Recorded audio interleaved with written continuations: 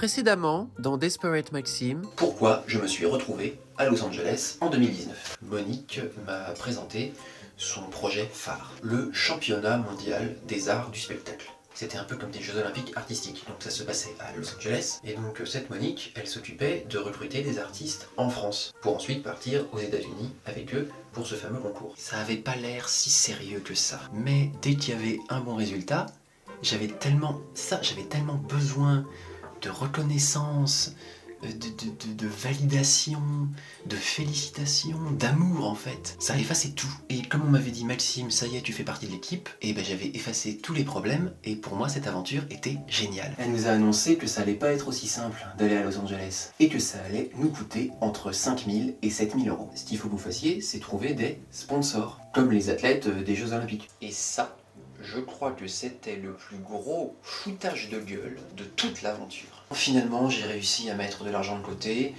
Mon père m'a payé mon billet d'avion pour mon anniversaire qui avait lieu un mois avant le départ. Toutes ces choses dont j'avais parlé à mon entourage, et bien tout ça était en train de se concrétiser. All right, Mr. DeMille, I'm ready for my close-up.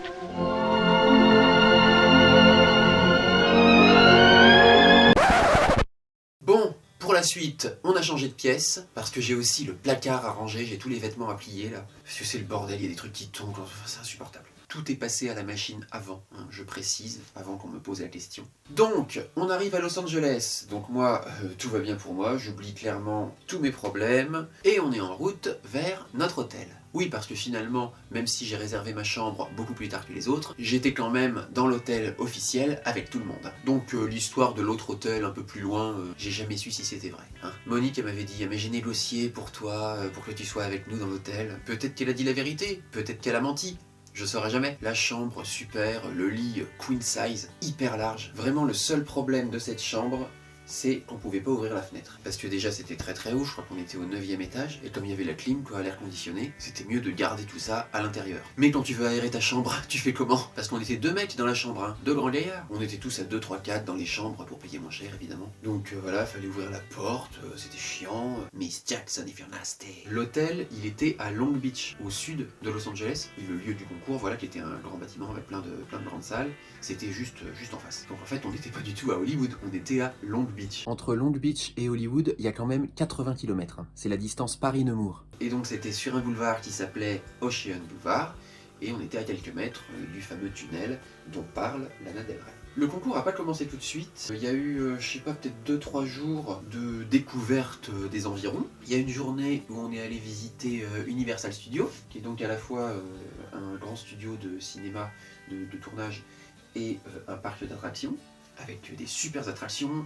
Il y a tout un univers Harry Potter, il y a un truc des Simpsons aussi, il y a Jurassic Park, il y a la visite, la fameuse petite visite des studios dans le petit train où tu vois des vrais décors conservis et qui servent encore pour des tournages. Moi j'étais comme un petit foufou. Avant d'aller chez Universal, on était allé à la New York Film Academy, qui est une grande école de cinéma. Le directeur de la New York Film Academy à Los Angeles faisait partie du jury du concours. Quand tu remportais la finale du championnat, bah, tu gagnais une bourse d'études pour cette école. Voilà, c'est pour ça qu'on la visitait. On a eu une petite réunion avec un gars de l'école qui parlait que de lui, voilà, qui nous racontait vraiment comment lui avait percé, raconter qu'il est percé, hein. C'était pas super inspirant ni super intéressant pour nous, hein, franchement. Il y a eu une femme super intéressante qui nous a fait un cours rapide, un très très rapide, de même pas 1 heure je crois, sur l'improvisation, sur l'importance de l'improvisation. Ça c'est vraiment une faiblesse chez moi, je suis vraiment pas bon en improvisation. C'était bien d'avoir quelques clés par rapport à ça. Et elle nous a fait une sortie, ah oui ça c'était génial, elle nous a fait une sortie mais de diva à la fin de son petit cours, de sa masterclass. Elle a ouvert la porte de la salle quoi, pour partir. Elle nous a dit oui, bah vous faites partie de ce fameux concours, tout ça, c'est ça. Vous voulez travailler dans le cinéma, dans la musique, ce genre de trucs. Et nous on était là, bah oui. Elle nous a fait comme ça. You want it? Go for it. Et là elle est partie. Génial, Queen, on l'a tous applaudi. Et j'y pense encore à cette femme. J'y pense encore. Je pense encore à ce moment quand je doute, quand je me sens pas bien. J'imagine qu'elle est là, qu'elle vient me voir et qu'elle me fait You want it? Go for it. Entre la New York Film Academy et les studios Universal, on a fait une visite éclair de Hollywood Boulevard. Mais quand je dis éclair, c'est éclair. On a fait une marche rapide sur le boulevard, là où il y a toutes les étoiles. Mais bon, comme je savais, oui, parce que ça je vous l'ai pas dit non plus, tout le machin durait 20 jours. Mais si on voulait, on avait la possibilité de rester un petit peu. On pouvait réserver notre billet de retour quand on voulait. Il y a des gens par exemple qui sont allés à New York après, ou à Las Vegas, d'autres qui sont restés dans Los Angeles comme ça pour des petites vacances. Et moi en fait, 3 ans avant, à Paris, j'avais rencontré un couple qui s'appelait David et Roberto, et qui habitait à Los Angeles. Ils m'en avaient bien sympathisé, et ils m'avaient dit, bah écoute, tu viens quand tu veux. Voilà, si t'as envie de venir à LA, bah tu nous dis, et puis tu viens à la maison quoi. Et donc moi j'en avais profité, j'avais dit bah je suis à LA pour un concours, est-ce que après je pourrais passer un petit peu de temps chez vous, voilà, pour rester un peu sur place et visiter tout ça. Et il m'avait dit oui, pas de souci. Donc je savais que c'était pas grave si on faisait rapidement cette visite de Hollywood Boulevard, parce que je savais que j'allais pouvoir revenir plus tard. Mais par contre c'était pas très cool pour ceux qui rentraient tout de suite après quoi. Et puis surtout la photo devant le panneau Hollywood, mais alors c'est là que tu vois que la Monique a déconné à plein régime, parce que elle nous dit allez, on va tous aller faire une photo devant le panneau Hollywood. Alors tu imagines, bah, tout le monde est saucé, tout le monde est là, wouh. Alors sur la photo, tu nous vois nous, hein, tu vois le panneau Hollywood, mais tu le vois de loin. Parce qu'en fait le panneau Hollywood, évidemment, il est pas sur Hollywood Boulevard, il est dans les montagnes, il est là-bas. Je sais pas si je l'ai la photo, je vous la mettrai si je la retrouve. Mais non, mais ça c'était ridicule quoi. À quel moment tu peux te contenter de ça, et à quel moment tu peux ne proposer que ça aux gens. D'ailleurs finalement j'ai pas eu la possibilité de le voir de plus près, le panneau d'Hollywood, parce que, bon ça je vous raconterai plus tard, il y a un groupe qui y allait, moi j'ai pas pu y aller, et puis après, enfin bon bref, on en parlera un peu plus tard de ça. Ça représentait bien le côté très superficiel de Monique.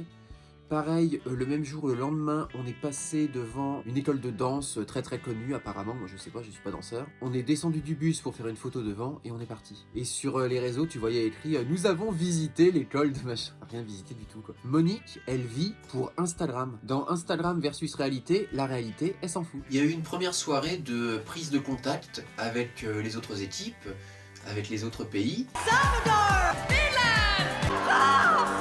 Une espèce de parade en fait, où toutes les équipes se présentaient, toutes les équipes défilaient, dans des tenues qui faisaient référence au pays. Donc nous on était habillés tout en bleu, blanc, rouge par exemple. Groundbreaking. Mais moi ce qui m'a choqué, c'est les Philippins. Enfin je veux dire, c'est l'énormité de l'équipe. Ils étaient 180 je crois que je dis pas de bêtises. Ils étaient 180, ouais c'est ça, 180. Nous on était 27, je trouvais déjà ça énorme d'être 27. Il y avait des équipes où ils étaient que 3. Il y avait même une équipe, je sais plus quel pays c'était, mais là, c'était une petite fille, elle était toute seule. Mais ça vous voyez, moi je pense qu'il y aurait dû y avoir une limite, genre une limite de 30 personnes ou de 40 personnes, parce que c'est pas très équitable d'avoir d'un côté une équipe de 5 et d'autre une équipe de 180. Et puis surtout que chez les chanteurs philippins, il y en a au moins 10 qui chantaient la même chanson. Donc tu les voyais tous passer à la suite avec la même chanson, mais je dis mais comment tu peux faire ça quoi? Pense au jury, le jury il en peut plus d'entendre toujours le même truc quoi. Surtout quand c'est toujours interprété de la même façon. Maxime tu discutes, mais tu pourrais travailler en même temps quand même. Hein. Et d'ailleurs pendant vraiment ces 20 jours, j'étais vraiment avec des gens H24. Il n'y avait aucun moment, enfin quasiment aucun, où j'étais tout seul. Une fois je suis allé me poser sur la plage, mais bon j'avais vite été rejoint par des gens. J'ai peut-être pris mon petit déj tout seul une fois, mais c'est tout. Et ça me dérangeait pas du tout. C'était vraiment la première fois de ma vie où je pouvais tolérer le fait d'être avec des gens tout le temps et ne pas ressentir ce besoin de solitude. On a eu quelques masterclass aussi dans l'hôtel. Ça faisait partie du forfait, hein. Il y avait des ateliers improvisation encore, des ateliers casting. J'ai pu pratiquer, j'ai pu jouer, ça m'a appris plein de trucs, c'était super. Il y a eu aussi des répétitions pour le mannequinat et j'y suis allé parce que oui, j'ai aussi concouru en tant que mannequin. Pourquoi ? Je ne sais pas. Enfin si, je sais.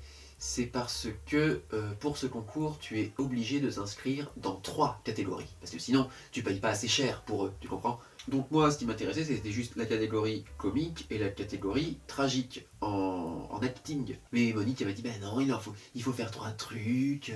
Alors voilà, tu pourrais faire le mannequinat parce que t'es beau, machin. Comme s'il suffisait d'être beau pour faire du mannequinat. Mais comme j'ai vu qu'il y avait d'autres gars dans l'équipe qui concouraient aussi, je me suis dit, bah si eux ils le font, pourquoi je le ferais pas moi? Je me suis inscrit en ce qu'ils appellent formal, c'est-à-dire c'est en mode en costard quoi, et en maillot de bain.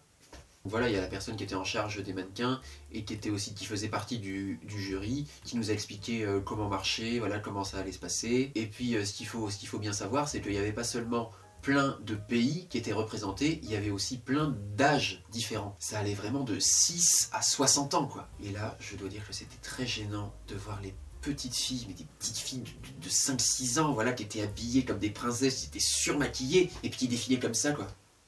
Qui se la pétaient, mais de ouf. Little Miss Sunshine. Là, on était dans Little Miss Sunshine. Comment tu peux faire ça à ton gosse? Parce que là, dans ces cas-là, ça vient pas de l'enfant. C'est le parent qui le pousse à faire ça et qui est là à assister au truc, parce qu'il y avait tous les parents qui étaient derrière, à être là, ouais, vas-y. Et c'est le lendemain que le concours a commencé. En tant qu'acteur, je m'étais inscrit dans 2 catégories. La catégorie comique, une catégorie plus axée sur le tragique. Parce que voilà, j'ai pas juste envie de faire rire, j'ai aussi envie d'émouvoir. Et pour le côté comique, donc j'avais écrit un personnage de vieille actrice. En fait, c'est un personnage que j'avais créé il y a super longtemps, quand j'avais débuté sur YouTube, parce que j'avais une autre chaîne YouTube avant, peut-être qu'il y en a qui le savent. Et cette femme, elle s'appelait Linda, voilà, on sait pas quel âge elle a, elle-même ne le sait pas, elle a beaucoup fumé, alors là, cette voix-là, elle débarque comme ça, elle fait « Bonjour mes chéris, comment ça va ?» J'avais eu envie de la ressortir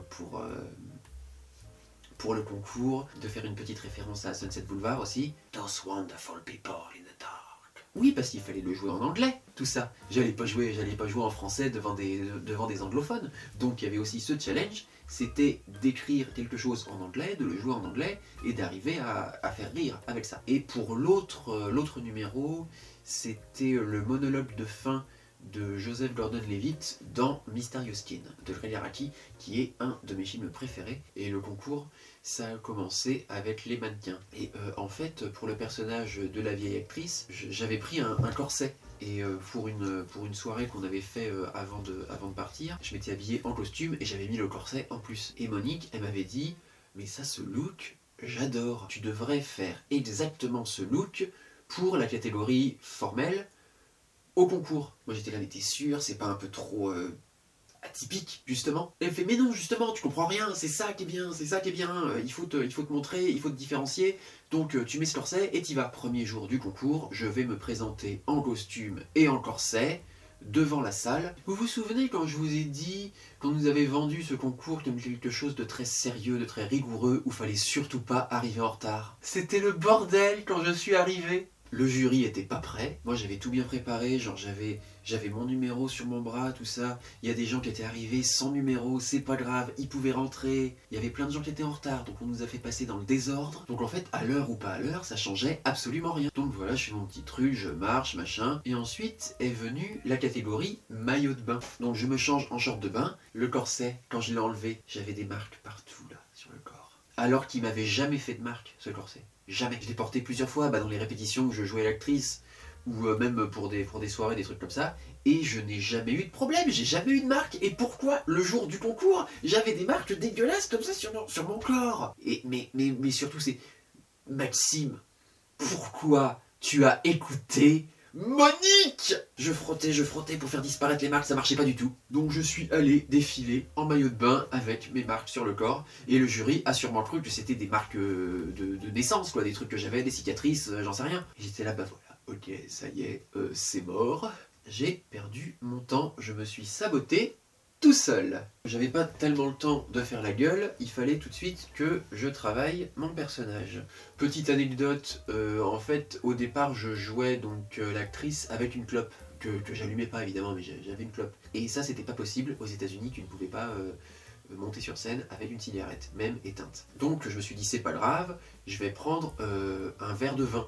Enfin un verre de jus de raisin que je vais faire passer pour du vin. Donc je suis allé dans un grand supermarché en quête de jus de raisin. Sauf que dans les supermarchés, aux États-Unis, les bouteilles d'1 litre, 75 centilitres, même 1,5 litre, ça n'existe pas. À part pour le soda. Mais tout ce qui est jus, c'est dans des bidons de 5 litres. Donc j'ai ramené dans ma chambre d'hôtel un bidon de 5 litres de jus de raisin. Et donc j'ai bu énormément de jus de raisin pendant mon séjour à LA. Parce qu'évidemment j'avais pas ramené ça dans ma valise. J'ai débarqué sur scène avec mon grand pull que j'avais transformé en robe. J'avais pas mis le corset, il m'avait saoulé le corset. J'ai juste mis une ceinture à la place. Mon verre de jus de raisin, ma grosse voix comme ça, et ça a super bien marché. Tout le monde a rigolé, tout le monde a kiffé, bravo Maxime. Donc ça c'est bien, ça m'a un petit peu remonté le moral. Et oui d'ailleurs pour la catégorie drame, c'était juste après. Donc voilà, je suis passé juste après, j'ai fait mon monologue, et pareil, ça s'est super bien passé. J'avais plus qu'à aller encourager mes amis, parce qu'il y avait encore tous les chanteurs à faire passer. Et ça a duré très très longtemps.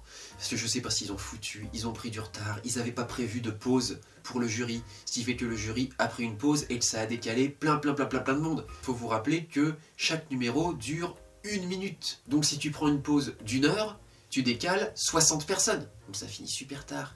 Tout le monde n'a pas pu passer, il a fallu qu'ils repassent le lendemain. Enfin, un bordel pas possible. Là encore, l'organisation hyper professionnelle, on la cherche. Hein. Donc voilà, les épreuves passent, tout ça. Et bon, au bout d'un moment, on annonce les personnes qui sont retenues pour la demi-finale. Et devinez qui en fait partie?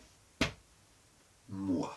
J'avais été sélectionné en acting pour mon numéro comique. Et là vraiment j'étais super fier. C'est un sketch que j'avais écrit moi-même en anglais, avec un personnage que j'avais créé depuis très longtemps et que je jouais seulement dans ma chambre. Et ce personnage, je l'avais emmené avec moi à Los Angeles et j'avais joué sur une scène devant des Américains et je les avais fait rigoler. Il y a une bonne moitié de l'équipe qui a continué en demi-finale quand même. Hein. Non mais ils étaient tous très bons et très doués. Une fois que je suis repassé pour les demi-finales, j'avais quasiment plus de voix. Parce qu'il faut savoir qu'aux États-Unis, enfin en tout cas en Californie, c'est des malades avec l'air conditionné. Mais genre, ils te le foutent à fond, partout, tout le temps. Genre, dans tout l'hôtel, il faisait 18 degrés, alors qu'il faisait 32, 35 dehors. Donc quand tu sortais, t'avais un choc thermique pas possible. Je suis tombé malade. J'avais une écharpe tout le temps, j'avais plus de voix, donc c'était pas compliqué pour moi de faire cette voix-là, parce que je l'avais vraiment. Mais à force de faire exprès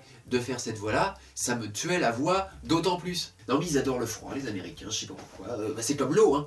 Quand tu demandes un verre d'eau dans un resto, enfin n'importe où, il faut bien préciser sans glace. Sinon ils te foutent des glaçons là-dedans, l'eau elle est hyper froide, tu peux être sûr d'avoir mal au bide. Finalement, j'ai pas été retenu pour la finale, mais bon...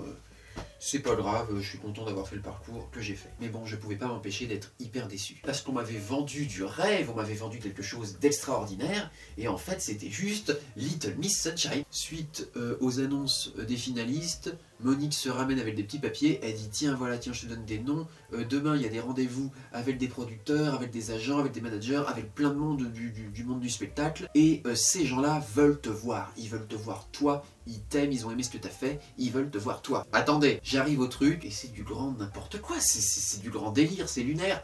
T'arrives dans cette grande pièce, avec des tables rondes partout, et t'as les gens, là, les fameux gens du spectacle qui sont tous assis à des tables, t'as plein de gens autour qui sont là à leur refiler des photos, à parler, ça parle dans tous les sens, c'est un bordel pas possible. J'avais pas plus rendez-vous avec eux que qui que ce soit.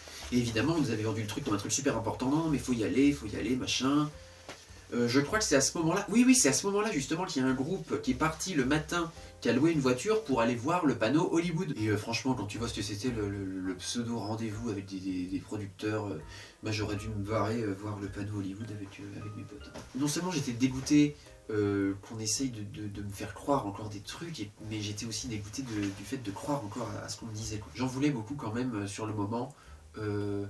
Au capitaine de l'équipe justement qui connaissait bien le concours. Déjà j'étais là, je me demandais mais pourquoi est-ce qu'il revenait? Franchement, pourquoi est-ce qu'il voulait se réinfliger ce truc? Et puis la finale, parce qu'évidemment on y est tous allés, à la finale, il y avait des membres de l'équipe de France qui étaient en finale, donc on est allé les soutenir. Le présentateur de la finale, c'était Ken, il était comme ça, tout droit, devant son prompteur, il lisait son prompteur, je crois qu'il a jamais cligné des yeux, il avait le sourire Colgate, machin, hyper flippant. Il y avait Monique à côté de moi, parce qu'évidemment il a fallu qu'elle se foute à côté de moi, Monique. Si vous saviez à quel point il peut pas vous encadrer... Et elle me fait, tu vois, c'est ça qu'il te faut. Quoi c'est quoi qu'il me faut? Le prompteur, comme ça, tu vois, c'est vachement bien. Je dis, mais attends, mais le mec, il est pas naturel du tout, c'est n'importe quoi. Il a fait, oui, mais c'est très professionnel. Donc en fait, l'idéal pour Monique, c'est ça. Pas d'émotion, que du paraître, que du vent, que du vide. Et tout le monde dans l'équipe, au fur et à mesure, s'est mis d'accord sur le fait qu'elle nous avait vendu du vent. Voilà. Alors déjà, tu veux te la jouer tapis rouge, événement super important, ok, mais va jusqu'au bout. Le photocall, c'était devant une toile avec le logo du concours. Le truc s'était pas repassé, il y avait tous les plis. Un tel niveau d'amateurisme pour un tel prix, C'est une honte. Et le lendemain de cette finale, il y a eu une remise de prix, enfin une remise de médailles en chocolat, hein, clairement. Ils ont distribué des médailles pour toutes les tranches d'âge, dans toutes les catégories, enfin ça a duré 3 plombes, et puis surtout ça avait aucune valeur, quoi. Moi j'ai reçu 2 médailles, une médaille de bronze pour ma performance dramatique, et une médaille d'or pour ma performance comique. Mais clairement, j'en avais rien à foutre. Là, j'en avais plus rien à foutre. Je voulais en finir avec cette espèce de mascarade, avec ce truc. Je voulais en finir avec Monique, je voulais en finir avec tout. Et le soir même, est-ce que c'était le soir même? Oui, c'était le soir même. C'était le soir même, on était censé faire un dernier showcase devant des producteurs, soi-disant. Mais bon, on savait tous que... il n'y avait pas plus de producteurs que de beurre au cul. Et puis après, on s'est tous dit chacun notre tour, bye bye. C'était pas facile de se dire au revoir quand même, parce qu'on avait passé énormément de temps tous ensemble, et franchement, quitter tout le monde, ça m'a fait de la peine. Et moi, donc, j'ai pris un Uber pour continuer la suite de mon aventure à LA, pour aller rejoindre David et Roberto. Et David et Roberto, ils habitaient dans le quartier de Studio City. Et ça s'appelle Studio City parce que c'est juste à côté d'Hollywood, donc juste à côté des studios. Et c'est un quartier qui sert très très souvent de lieu de tournage pour les films et les séries. Et d'ailleurs, eux, ils étaient dans une rue parallèle à la rue où il y a la maison de Malcolm, dans la série Malcolm. Quand on voit la maison, la maison elle est à Los Angeles, elle est à Studio City, et moi j'ai dormi juste à côté, c'est marrant. Donc la première journée, je l'ai passée avec Roberto, on est allé au musée Getty, et puis à la villa Getty aussi. J'ai pu voir d'autres paysages de Los Angeles, d'autres endroits, et je sais que c'est banal, c'est basique de dire ça, mais c'est vraiment un truc qui m'a frappé là-bas, c'est que aux États-Unis, mais tout est immense, tout est bigger than life, tout est surdimensionné. Et puis surtout, Los Angeles, c'est une ville immense. C'est 12 fois Paris, 8 fois Marseille et 16 fois Limoges. Énorme. Et donc forcément, j'ai pas pu tout voir, j'avais très peu de temps pour tout voir, et je pouvais pas demander à David ou à Roberto de m'emmener partout. Pour visiter tout Los Angeles, c'est obligé d'avoir une voiture. Il y a un métro, mais il va vraiment pas partout. Je l'ai pris, le métro de Los Angeles, pour aller de Hollywood Boulevard à Downtown. Il est hyper clean d'ailleurs, le métro, franchement, ça sent pas la pisse, c'est propre, très bien. Ça, c'est ce que j'ai fait lors de mon 2e jour chez David et Roberto, c'est que j'ai voulu aller à Hollywood Boulevard, enfin y retourner, puisqu'on y était allé super brièvement. David, il m'avait déposé en voiture parce que lui, il allait bosser. Oui, parce que David, il est producteur, et il travaille sur une série Netflix qui s'appelle Bounding, qui est une série très très drôle. Et là, je me suis retrouvé, pour la première fois, tout seul à Los Angeles. Je suis passé par toutes les émotions dans cette journée. Déjà, je suis allé, comme j'avais prévu, au Chinese Theater pour voir les empreintes des stars. Et il y a une des plaques, et là, ce sont les empreintes de Robin Williams. Et en plus de ces empreintes, il a écrit dans le ciment, là, Carpe Diem. Et en sachant que ce gars était dépressif et qu'il a fini par se pendre, voir écrit comme ça, Carpe Diem, quoi, profite de chaque instant, ajouter de son nom, et bah ça m'a clairement fait chialer. C'est ridicule de chialer pour Carpe Diem, c'est tellement le truc cliché, quoi, le tatouage du gros beauf, quoi. Mais là, dans ce contexte-là, et après l'expérience que j'avais vécue, franchement, j'ai craqué, quoi. Mais c'est vrai qu'il y a énormément de mélancolie qui se dégage de tout ça. Tout ce quartier, finalement, il y a vraiment un côté délabré. T'as des lieux, genre des vieux cinémas, des vieilles boîtes de nuit, des bowling, t'as l'impression que c'est abandonné depuis des années. C'est une ville qui est quand même très triste, Los Angeles. Quand t'as un film qui se passe à Los Angeles, c'est jamais joyeux. C'est toujours montré comme la ville des rêves brisés. Et franchement, quand tu te balades dans les rues, tu les sens, les rêves brisés, tu les sens, les illusions perdues. Et puis moi, en plus, j'étais en plein dans les illusions perdues à ce moment-là.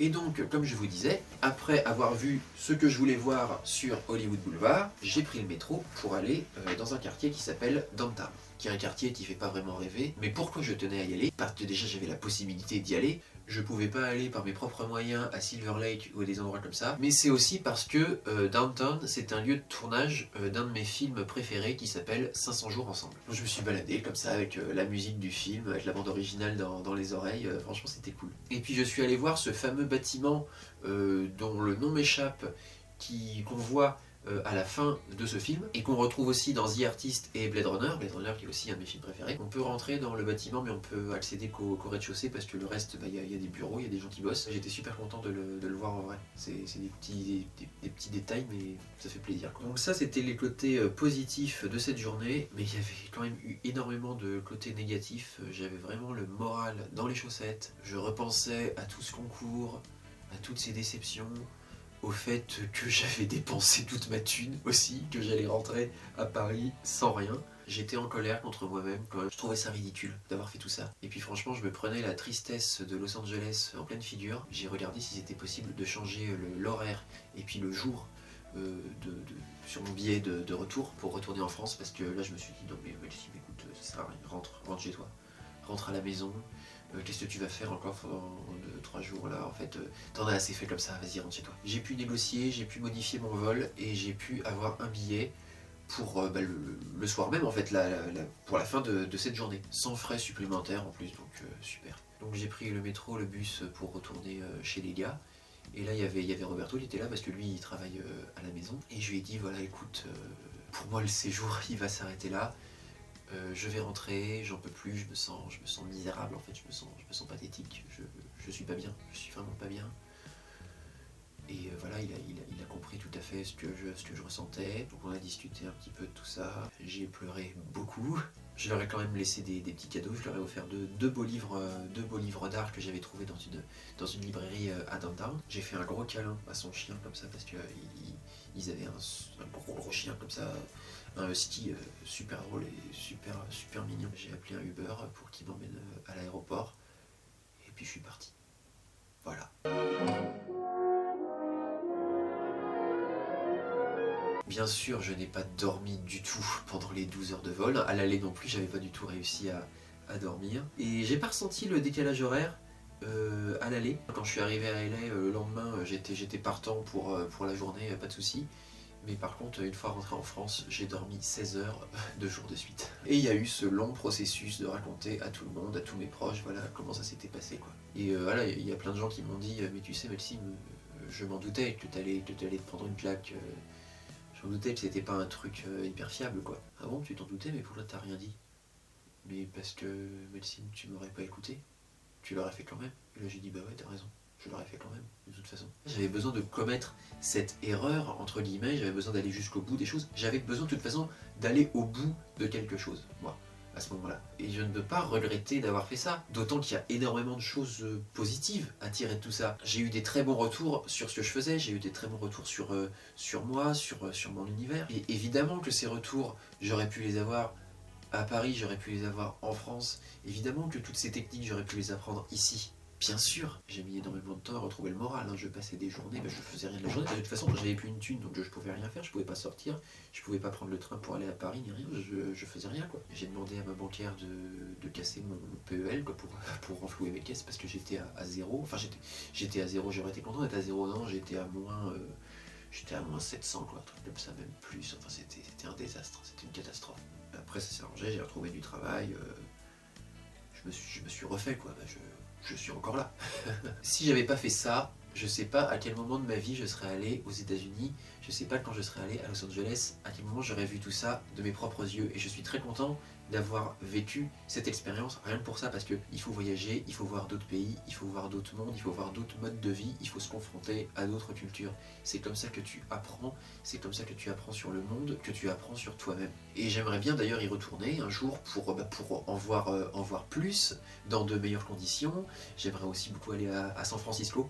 Surtout, je pense que San Francisco, c'est une ville qui bouge beaucoup plus que LA, donc j'aimerais bien aller là-bas. Et puis le truc aussi qui m'a marqué, c'est quand on est allé à Universal Studios, une grosse partie des employés qui régulent les files d'attente, c'est des gens super vieux. Je suis sûr, mais il y avait des mecs de 70 ans qui étaient là, qui faisaient ces petits boulots là. Parce que là-bas, voilà, il n'y a pas de retraite, c'est très difficile de mettre de l'argent de côté pour sa retraite. T'es obligé de travailler longtemps, quoi. Et j'y pense d'autant plus aujourd'hui avec la réforme des retraites, là, avec les gens qui sont là qui disent « Mais de quoi vous vous plaignez il y a des gens aux États-Unis qui travaillent beaucoup plus longtemps, tout ça, eux ils n'ont pas de retraite. » Bah justement, est-ce que tu as envie de vivre comme aux États-Unis? Est-ce que tu as envie, à 70 ans, de bosser sur la tour de la terreur à Disney, quoi? Et puis il y a sûrement des jeunes, des étudiants qui aimeraient bien faire ce boulot, mais ils peuvent pas, parce qu'il y a des vieux qui sont encore là, quoi. Et puis ce que j'ai vraiment pas aimé chez cette Monique, que toute son histoire de concours, c'est un beau gâchis, je trouve. Parce qu'elle a quand même ce pouvoir, cette faculté de réunir plein d'artistes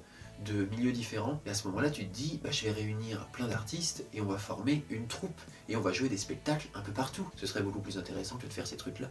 Et l'acteur, metteur en scène, prof de théâtre là, eh ben il est venu avec nous. Et à la fin, il nous a dit... Moi, ce concours, voilà, toute cette mise en scène, je trouve ça finalement assez vain. Mais je suis très content d'avoir partagé cette aventure avec vous, d'avoir été là pour vous coacher. Je ne réclamerai pas d'argent là-dessus. Et là, je lui fais, mais comment ça tu réclameras pas d'argent là-dessus? On les a payés. Tes masterclass, on les a payés, tes coachings. Il me fait, ah bon? Ah oui, pour chaque séance, Monique nous demandait de l'argent. Et là, il fait, moi, j'en ai jamais vu la couleur de cet argent. Hein? Là, j'étais dégoûté parce que je savais que Monique s'était un petit peu foutu de ma gueule, mais je savais pas qu'elle l'avait fait à ce point. Elle m'a recontacté, la Monique, 2 mois après, en septembre, pour savoir comment j'avais ressenti cette aventure. Quand elle m'a appelé, elle m'a dit « Comment va mon mannequin préféré ?» Elle s'attendait sûrement à ce que je lui baise les pieds par téléphone, mais je lui ai balancé ces 4 vérités. Mais vous croyez que ça l'a atteinte? Pas du tout. Elle m'a juste dit mais ne sois pas négatif comme ça, pense positif. C'est ça qui est fou avec ces gens-là. Ils sont persuadés qu'ils ont raison. La meuf, elle passe tellement de temps à mentir aux autres qu'elle se ment à elle-même. D'ailleurs, elle a embrayé direct, elle m'a dit bientôt j'organise un grand bal. Ce serait génial que tu sois là, il y aura plein d'acteurs, plein de producteurs. Ce serait vraiment un coup de pouce pour ta carrière d'acteur et de mannequin surtout. Quel culot. Il y a des gens après qui m'ont contacté sur les réseaux parce que ils ont vu des photos du concours, tout ça. Donc ils sont venus me voir, ils m'ont dit ah bah tiens Maxime, j'ai vu que tu avais fait ça. Moi on m'a contacté pour le faire.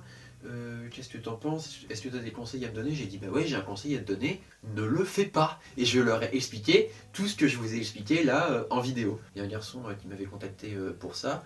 Je lui avais donc tout expliqué, mais il avait voulu quand même tenter. Et au final, il en est arrivé aux mêmes conclusions que moi. Et franchement, il était hyper vénère, comme moi. J'ai découvert une règle d'or aussi, c'est qu'il ne faut jamais payer pour un casting ou pour faire partie d'une agence. Oui, parce que tiens, pendant qu'on est là, il faut aussi qu'on parle de New Fashion Generation et Elite et tous ces concours-là. Ça, c'est du bullshit, ne le faites pas. C'est organisé par une agence qui a déjà choisi les mannequins qu'elle voulait représenter. Et en fait, le concours est vraiment ouvert à tout le monde. T'as juste à envoyer ta photo et un chèque, et puis c'est bon, t'es pris quoi. On te prend des photos éclatées au sol. T'as droit à une photo gratuite, et encore maintenant apparemment ça a changé, la photo gratuite tu peux la choisir. Moi c'était une photo choisie au hasard, ils m'ont dit voilà, celle-là c'est ta photo gratuite, t'as de la chance, elle est pas mal, et si tu veux après tu payes tant par photo. En voyant les résultats du concours, je me suis rendu compte que les mannequins qui avaient sélectionné, ils étaient déjà dans la vidéo de promo en fait du concours au moment de la présélection. Donc en fait les gens ils étaient choisis depuis longtemps quoi. Et les autres, ils étaient juste là pour se faire arnaquer.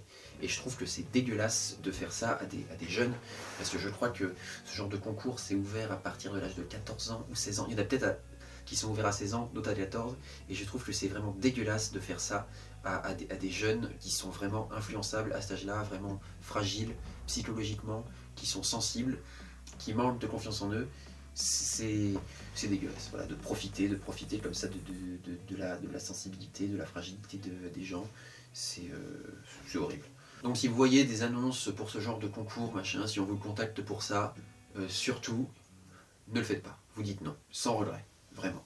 Et franchement, si une agence de mannequin ou de pub vous dit « Eh, viens dans notre agence, tu payes tant de frais d'inscription, machin, on te fait des photos, trucs », c'est du faux. Ça ne marche pas comme ça, en vrai. Donc fuyez. Voilà, c'est tout ce que j'avais à vous dire pour cette vidéo. Merci de l'avoir regardé, merci de m'avoir accompagné dans mon rangement, dans mon ménage. J'ai encore quelques trucs à faire. Que je fasse la poussière dans la bibliothèque aussi. Parce que c'est bien beau d'avoir une machine à écrire là en décoration pour se la péter, mais il y a énormément de poussière qui rentre à l'intérieur. Et donc si tu l'aspires pas, Maxime, bah, la poussière elle est là, elle vit, elle fait sa meilleure vie quoi. Elle se marie, elle a des enfants, elle prend un chien. Si cette vidéo t'a plu, bah, laisse-moi un petit pouce en l'air, laisse un commentaire. Si jamais t'es déjà allé à Los Angeles, bah dis-le moi, voilà, partage-moi tes expériences. Quel est le voyage qui a été vraiment important pour toi, qui t'a vraiment changé en tant que personne, qui t'a forgé? Si tu n'es pas encore abonné, abonne-toi, vas-y, je te reviens, vas-y, voilà. Tu peux activer la cloche aussi si tu veux de notification pour pas rater les vidéos, voilà, ça c'est comme tu veux, voilà, c'est bien. Bon, prends soin de toi, te laisse pas faire, sois cool avec toi-même, et je te dis à bientôt pour une prochaine vidéo. Salut!